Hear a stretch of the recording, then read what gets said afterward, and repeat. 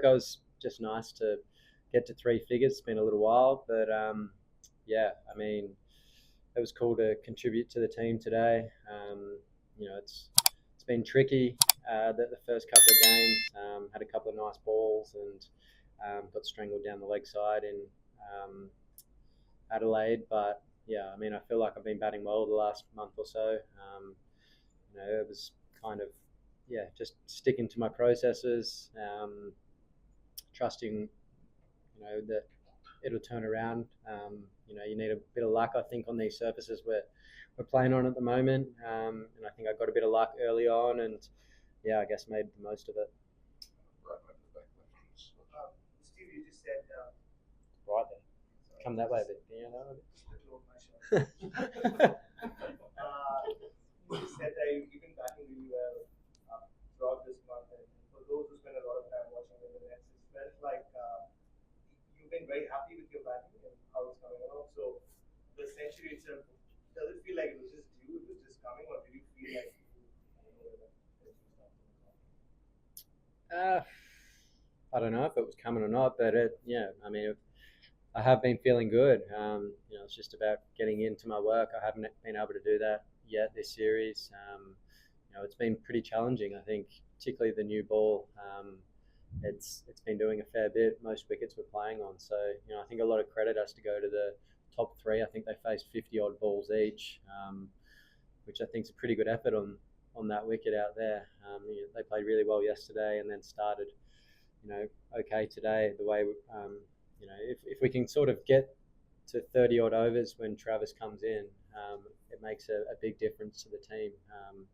I think the seam probably starts to settle down around 30, 40 overs, and the ball stays quite hard. This new ball that they changed in 2021 or whatever it is. So, you see guys batting at 5, 6, 7 that are able to hit the ball hard and get good value for their shots. And, that's the kind of way we've been shaping up. We kind of said it after Perth. It was a bit of an anomaly. We all missed out at the same time together, and we usually have one or two of our batters stand up and get us out of trouble or get us in a position of strength. So, fortunate that Travis and I could do that today. Steve, you seem to change your setup sort of, in terms of approach. You just do it in such a short period. You have the confidence to keep trusting the change. What does that do? And I've changed my setup pretty much every game I've played for the last 15 years, so it's nothing new to me. I kind of try and adapt and figure the best way to play for each surface that I'm facing. Clearly this one is a pretty bouncy track, so I was batting out of my crease a little bit, trying to get at the bowler, going across my stumps, but leaving my left leg a little bit open.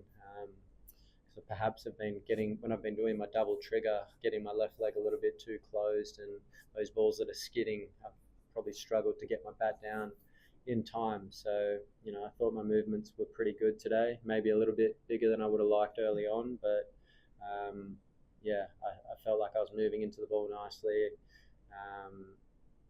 And obviously had a bit of luck early on, which I think you need on these surfaces to score big runs, and rode that, and then obviously had a great seat in the house to watch Travis go about his business again.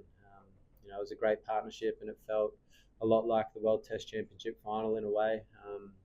The way he came out and just smacked it, and I could sort of take second fiddle and do my thing. So, it was a really good day. Steve, when Travis is going well, it sort of feels like he can hit a ball the best ball before, or maybe hit it in a place where the ball doesn't want it to go. Like, what's your perspective from the other end when you're seeing him do that? I guess doing it quite consistently. He's doing it consistently at the moment, which is great. So, look, the way he's able to put the bowlers under pressure from the outset is quite incredible. He's got an unbelievable eye, and the areas of which he scores, it's tough to put fielders in those positions in a way.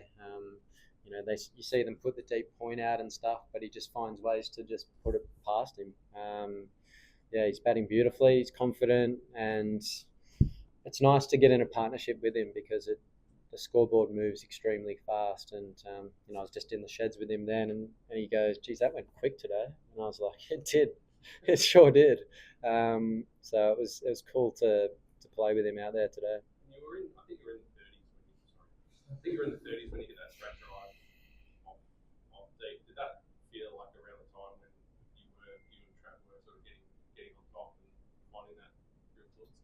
I hit it. He hit it. Yeah. I hit it. I don't know. I was just batting. I wasn't even thinking about anything. I was just playing and obviously just watching Travis play at the other end. And we actually don't say too much out there to each other. He just says, "Do your thing." I said, "Do your thing," and we move on. But yeah, no, it was cool to witness that again. He's a special player at the moment. He's playing so well and helping our team immensely and putting pressure on the bowlers every time he goes out to play. So now it's cool to witness again. A few more episodes there. Hi Steve, first of all, congratulations. Thanks. This was your first Test century since June 12, 2023. In this, we know that you like to bat long, you like to bat deep. In this period, when you were visualizing or practicing with the nets, were you content about your own batting, or when you were thinking about match day situations, were you a bit frustrated that you were not able to bat as long as you would have wanted? Yeah, of course. I love batting and I hate getting out. So How do you fight those thoughts when it comes to it? I mean, I've played long enough to know that the game sort of turns on itself. If you go through a period where you're not having much luck, I think last week I was a bit unlucky getting strangled down the leg side, and you got to keep the faith and know that things will turn around if you keep doing the hard work. And I've been putting the hard work in, so um, yeah, I rode my luck today. I had a little bit early on for sure. Got beaten a few times, which it's going to happen on that wicket.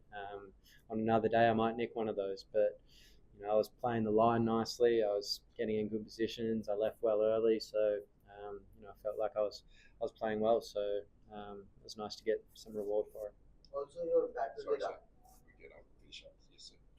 Yes, Steve, congratulations.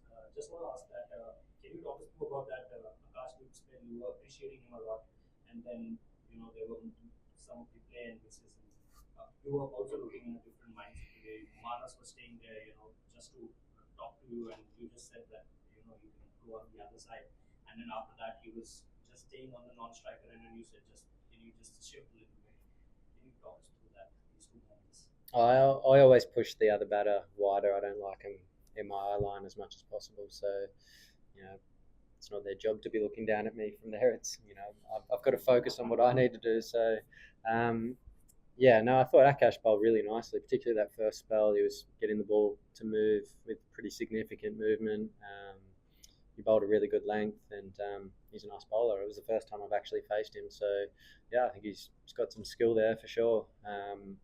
And I thought they toiled pretty hard all day. To be fair, that first spell in particular, I thought they bowled really well. It was pretty difficult to score, particularly while the ball was newer. But and then I think Travis obviously coming in, putting pressure on them, playing the way that he did, sort of opened things up for us a little bit. And they still came hard all day. When that second new ball rolled around, Jasper came in and did what we know Jasper can do. So yeah, it was unfortunate to lose a couple there, but I think we're in a really strong position at this present time. Scotty?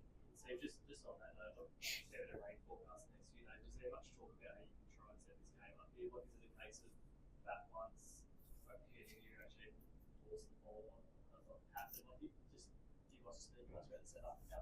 We haven't as yet, but yeah, it's hard to control the weather and stuff. But yeah, I guess tomorrow morning, I'm sure you're going to see Alex coming out playing some shots again. I thought he played beautifully this evening, kept the scoreboard moving at good pace, and that partnership with Pat was nice at that stage after losing a few on the bounce. So yeah, look, we'll wait and see.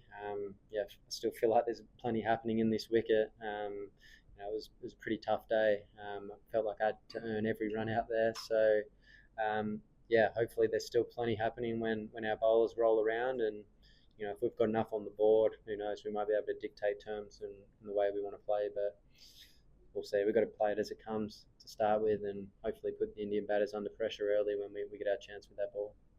Two more here, Dan and Louis.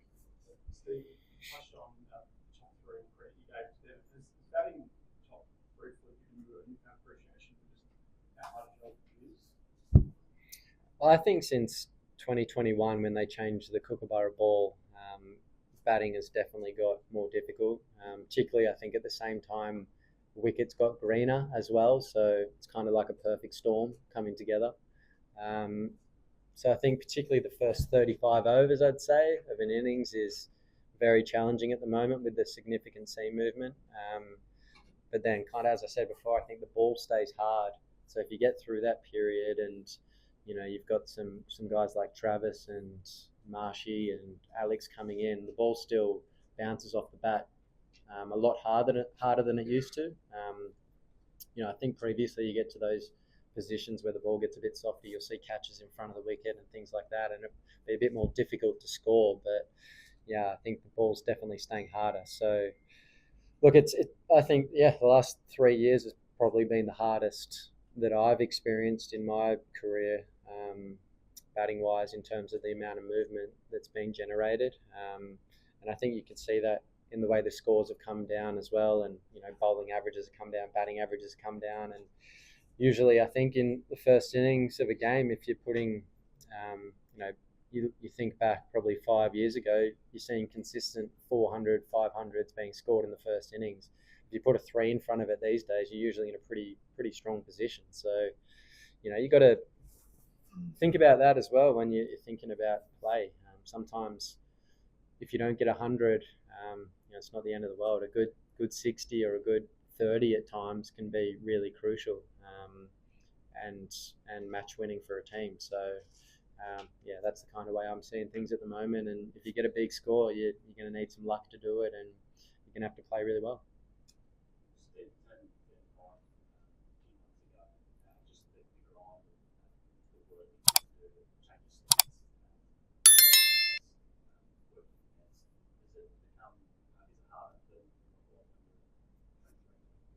No, not really. I've been doing it for so long. So if I want to change a few different things, it really doesn't take me long to do it. Sometimes I do it in the middle of an inning. So, I think that's part about, adapting to situations and scenarios that are put in front of you, and having the confidence to do it. And yeah, look, I've played for a long time, and I know what I'm trying to do out there most of the time. So, for it to come off today, it's pleasing and help the team get us into this situation we're in now. It's a good spot. So, it's been a good day.